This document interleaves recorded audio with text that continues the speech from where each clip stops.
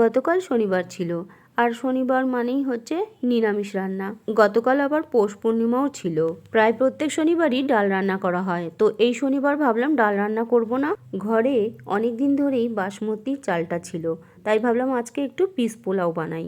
আর সাথে পনিরের তরকারি হলে তো আমাদের মা ছেলের আর কিছু লাগে না, কিন্তু আমার বর খাবে না, বরের ছুটি ছিল, তো ওর জন্য আলুর দম বানিয়ে দিয়েছিলাম। সাথে মিনিকেট চালের ভাত আর বেগুন ভাজা বানিয়ে দিয়েছিলাম, কারণ ও বাসমতি চালের ভাত খেতে একদমই পছন্দ করে না।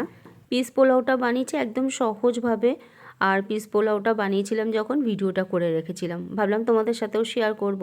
তো এখানে মটরশুঁটিগুলো আগে ছাড়িয়ে নিলাম, আর এখানে চাল ধুয়ে বসিয়ে দিয়েছি, তার মধ্যে মটরশুঁটি ভালো করে ধুয়ে নিয়ে দিয়ে দিলাম, আর লবণ আর সাদা তেল দিয়ে দিলাম, যাতে চালটা গায়ে গায়ে না লেগে যায়। আমি আগে চালটাকে সেদ্ধ করে নিই, একবারে আমি বানাই না।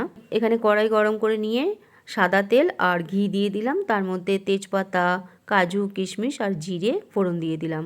একটু লাল করে ভেজে নিয়ে তারপরে ভাতগুলো দিয়ে দিলাম, আর ভাতগুলি একটু নাড়াচাড়া করে ভালো করে রান্না করে নিয়েছি। আর সাথে একটু চিনের গুঁড়ো কিন্তু আমি ওপর থেকে দিয়ে দিয়েছিলাম, সেটা স্কিপ হয়ে গেছে। রান্নাবান্না কমপ্লিট হয়ে গেছে, এখন সাজিয়ে গুছিয়ে ওদের খেতে দিয়ে দেবো।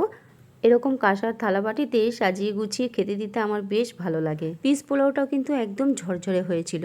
পোস্ত কাজু বাটা দিয়ে পনিরটা বানিয়েছিলাম, আর সাথে ছিল আলুর দম, চাটনিও বানিয়েছিলাম। ভেবেছিলাম বেগুনি বানাবো, সময় হয়নি, তাই আর বেগুনিটা বানাতে পারিনি, বেগুন ভাজা করে দিয়েছিলাম।